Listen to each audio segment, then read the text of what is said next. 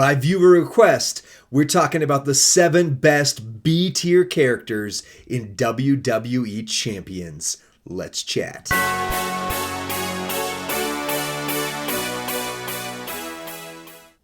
What's up, WWE Champions Universe? This is Lee from Champions Chat, and this is a look at the 7 best B-tier characters by request. So one of our viewers challenged me to go through the tiers and say, hey, for new characters to the game, or new players to the game, who are the best characters they could be using? Now, I did start us with a C tier video. It's kind of like watching a train wreck, not because the video is terrible. In fact, I got to use all these new graphics we created here, the big cams. You can see my beautiful face big on your TV as opposed to this little box right here, and some other things I'm trying out just to be a better YouTuber. It's not my goal in life to be a YouTuber, but since it happened, I might as well actually do something with it, right? You know, try here and there. I mean, I do try. I try hard. I'm a tryhard. That's what we're saying. Speaking of tryhards, most of the B tier characters in this game are terrible. They might have been good at one time, but let's just be honest. Most of these are ones that were released a long time ago, but they had some specialness to them. So, for example, there is a contingency that claimed at one point that Nikolai Volkov was one of the best, if not the best, striker males. If you are that person or you remember those days, let me know about it in the comments section, because it's like this distant memory that maybe I'm misremembering there. Also in the B tier is the worst character in the game. Spoilers for another video if I ever make it. The 7 worst characters in the game to actually use as fighters. This is definitively the worst. Our lowest power rating ever when we did power ratings. Maybe they'll come back. I know some of you want to see them. They take a lot of work, and I hadn't been able to put those together for a while, especially with Rusty on break. So, B tiers. We're going to go, first of all, do I have any honorable mentions? I do have some honorable mentions here. So let me queue up this one, which I haven't used yet. Honorable mentions go to number 0. So yeah, I have 2 characters that actually are better than you think they are. The first one I actually remembered on the last video.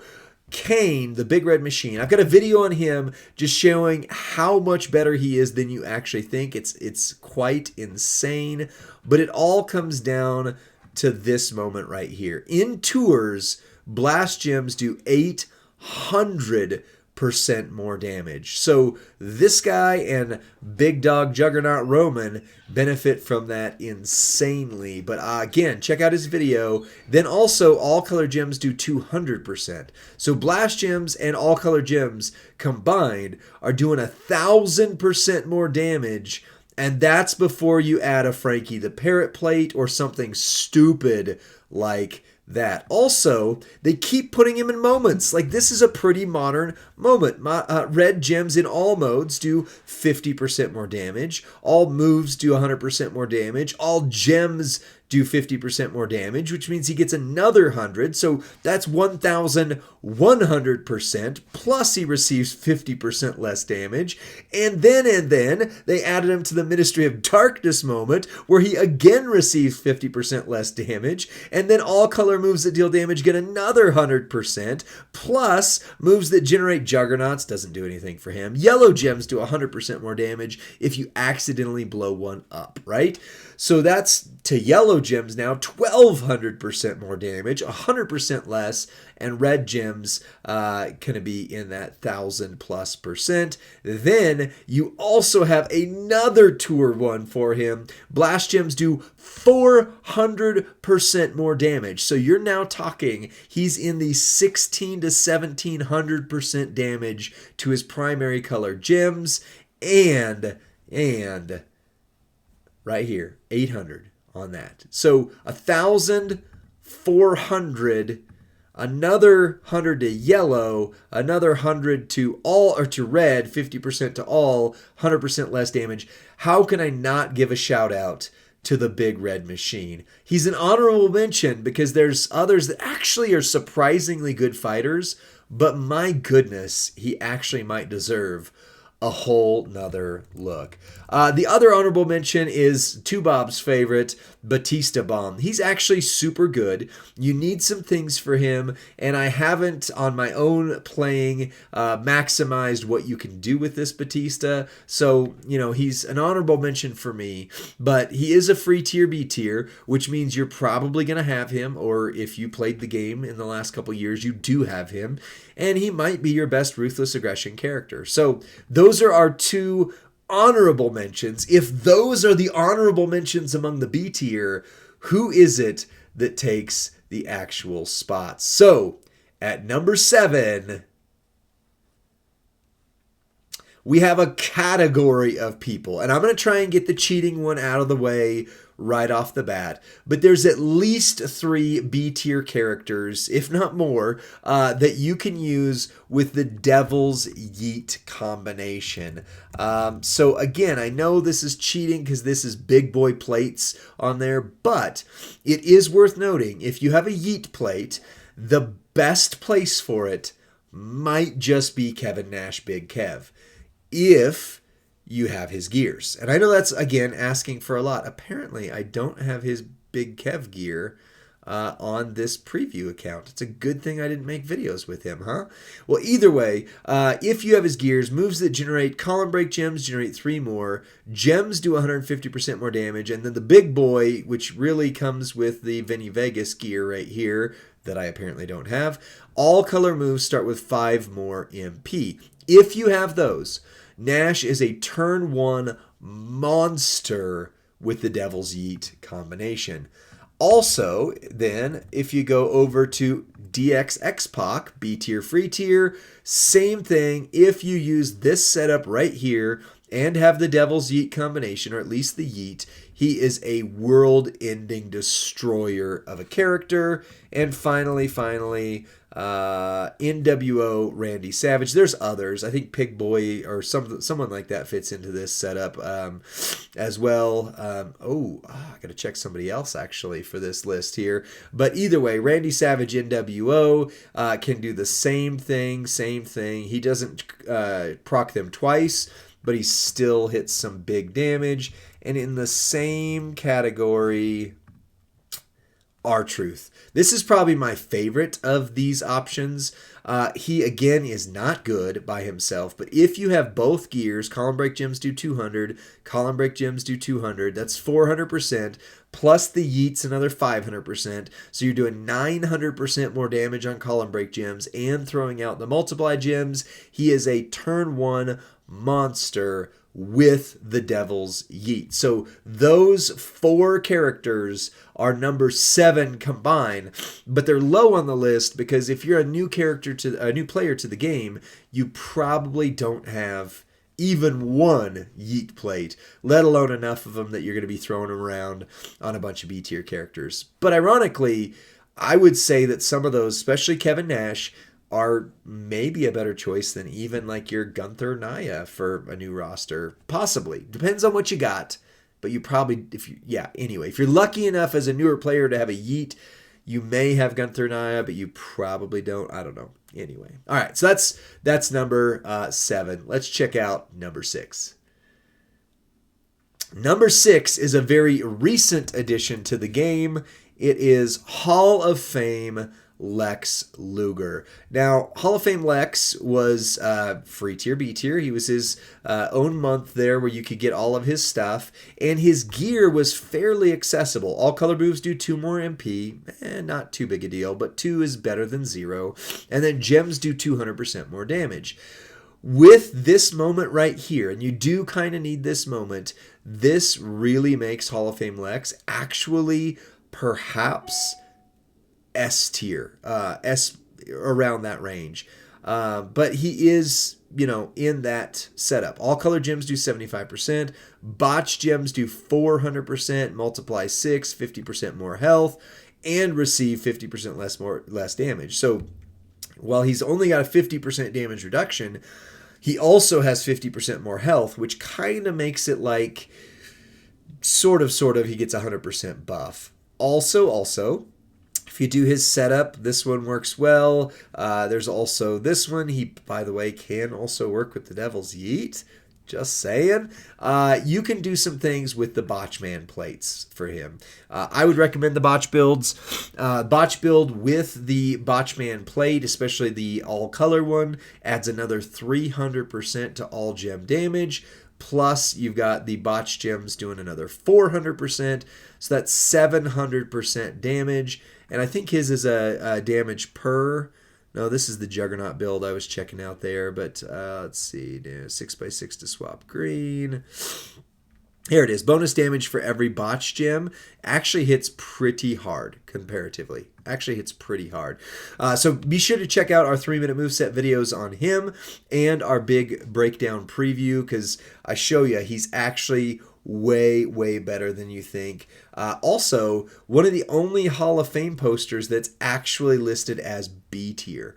All the other Hall of Fame posters, for the most part, are listed as S plus tier, but since they did give him away as the free tier, he's B tier. But they did this with Molly Hall of Fame, and she is S plus tier, even though she was the free tier for her month. So it is inconsistent, but he is technically a B tier. You can see it right there, and you know he's one of the better. So that's number 6.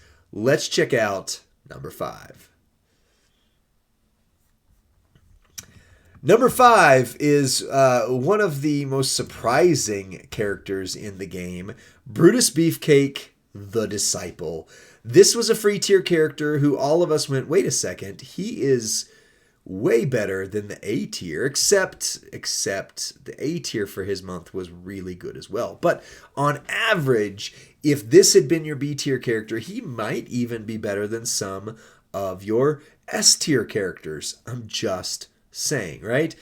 You've got his power gems that are actually surprisingly good for somebody of his strength, so to speak, and you can trigger them multiple times by doing the power bomb, choosing gems into black, doing a 5 match, doing a 3 match. You hit a few times. He's a little bit clicky, but overall, this is actually one of the best.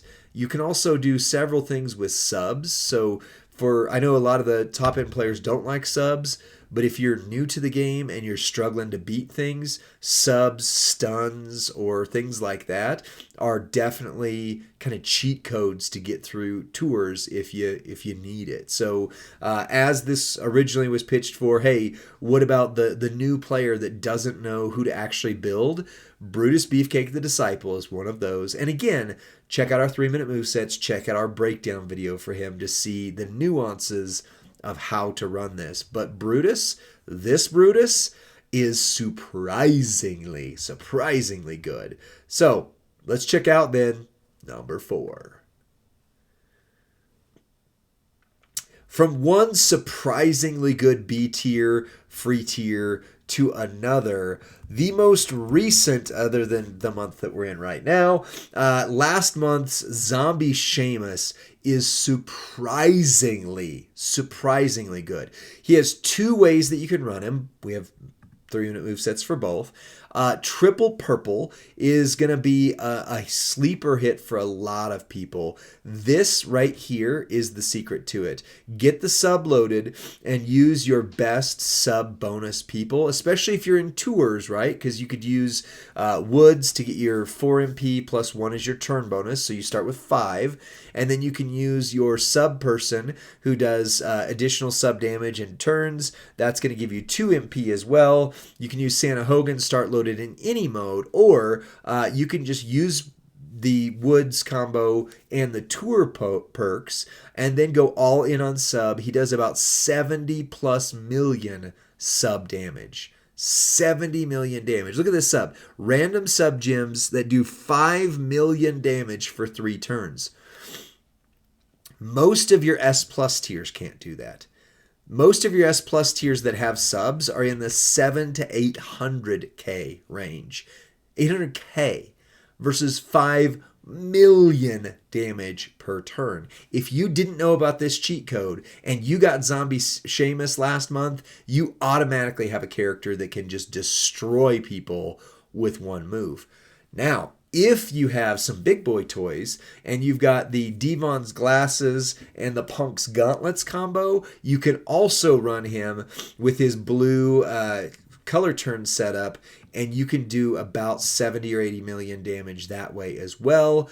Plus, I don't know about you guys, but I noticed a lot of people got a lot of hype for this Sheamus. So it's likely you have him at hype level 2, maybe 3, or even 4 because of playing last month. You combine all that with this, honestly, even on a roster like mine where I have almost every character in the game in my personal account, I still consider using Sheamus in Feud. Like, I literally am thinking about using him in Feud today as we're speaking. So don't sleep on Zombie Sheamus. He's actually one of the best B tier, free tier, but honestly, I would legit put him up towards the S tier ranking if I were personally putting a ranking on him in this game. So yeah, that is your number 4 character. Let's check out number 3. Number 3, speaking of zombies, the one that just will not go away, Dominic Mysterio, the unfortunate son, B tier king of all B tiers for the last several years. Every time I make a video about Zombie Dom, people freak out and love it because they just don't know how good this guy is. Triple yellow right here. You're going to lay down the drag you under countdown gems. You're going to buff your green gem damage by 145%. You're going to do the zombie attack. You do need, or at least kind of need, Zombie Rey Mysterio to go with. But again, he's a lot more available at this point in the game. And if you don't have him, wait till Spring Breakout. The high likelihood is you'll probably get him because he's starting to be a more accessible character. But with Zombie Rey and even just a few basic tricks, this Dom continues to hit for meta-relevant damage over and over and over again. It is insane how many years now I've made videos of who are still some of the best old characters that are good. Oh, that's right. It's Dom. It's always Zombie Dom. Number 2, not a zombie, goes to another recent character, Wild Cat Liv. This one is shocking to a lot of people. Now, again, does need a toy to it, but not a huge one for her because the Snowfall red plate is really all you need. And then you go triple red. She creates 24 random gems that are Snowfall, which will modify all of them into red. Then she creates the bottom rows into multiply gems, not huge, but strength 3. Then you choose gems to make into black, which busts the entire board if things go well. Also, she can't be submitted. If you have a red Snowfall plate, she can do in the 70 to 90 million damage range as a B tier. If you have the Rainbow Snowfall plate that does even bigger, then yeah, she's even gonna hit harder on that. But even without that, she does have some other builds, including, again, a sub build for those who are getting started out, a leech gem build for those who maybe have a leech plate, and etc. But this right here, triple red, Wildcat Liv, is actually way better than you realize. She might be, even for somebody who has good roster, she might be your best striker female. And I'm not even half joking in saying that at all. Plus, if you have the 8th anniversary moment, you're going to get 50% less damage from all gems. And those multiplied gems that were only 3 now go up to 6, which still doesn't sound like much when you have people like Coco Beware creating times 58 gems, but it's only 2 of those gems. And think about the 8th anniversary plates, right? They did 8 multiply gems on them, and we still consider those as some of the better plates that you can put on people. Whereas Liv makes an entire set of rows into multiply gems of strength 6, and depending on your trainer setup, you could, of course, buff them up. Armor King anyone? Now that Armor King's in the game, you immediately could put him on her, and suddenly they're times 8, which is relevant, especially for a B tier. The number 1 spot goes to a character who might not be the best fighter anymore in the game. However, because of his historical significance, we have to put him at number 1.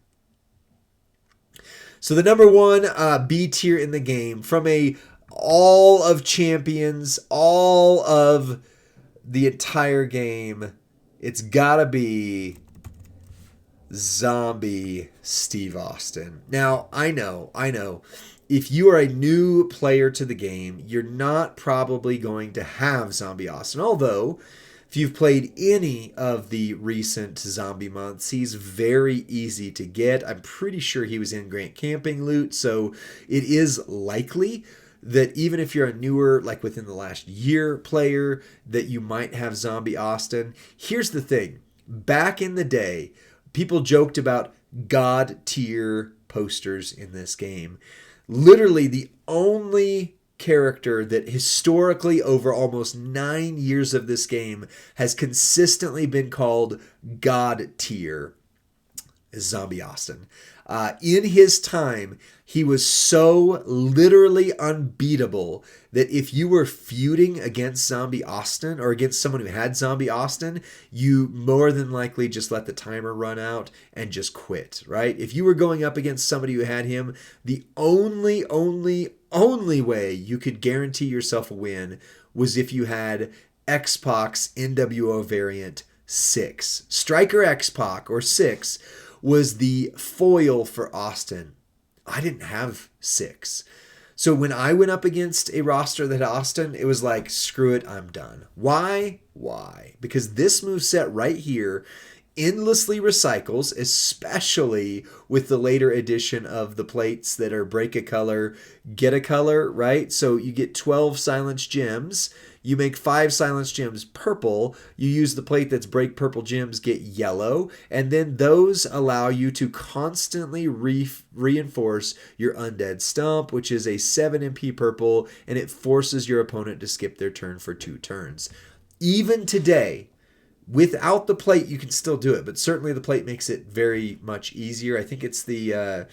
what is it? The smell the rock is cooking, or anyway, it doesn't matter. It's the break purple get yellow plate, whatever the name of it is. If you have that plate, to this day, you literally will never lose a match with Zombie Steve Austin.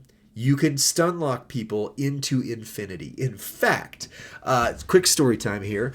Back on Austin 316 Day, whatever the year was that Powerhouse Kevin Owens came out, because I was doing the Austin 316 tour to try and get both Rusty and I Powerhouse Kevin Owens, because Rusty was on a cruise. I was managing his account for him for a week while he was doing that, so he didn't miss Powerhouse Kevin, which he did. It wasn't my fault, I don't think, but I did my best. But anyway, there was a thing where you had to fight like a super good character and you had to use a Steve Austin. I literally sat with both Rusty and I's accounts and did the match. 45 minutes on 2 devices, was literally using Zombie Steve Austin to win, because back then we didn't have Bionic Austin, we didn't have we did have Striker Steve, but he wasn't all the updates that they've done to him like now. We didn't have Alliance Austin. The best alternative we had on our rosters was Hall of Fame Austin, and at that point he was still not that good at that point. So literally I did 45 minutes of matches with this Steve Austin just trying to survive. So he will not lose, period, unless they have an anti-stun strap. So if you are a newer player, and you did happen to get Zombie Austin, and you are struggling to win a match, if you can use him, you literally will not lose. It's just a matter of time. So that is our look at the top B tier characters in this game.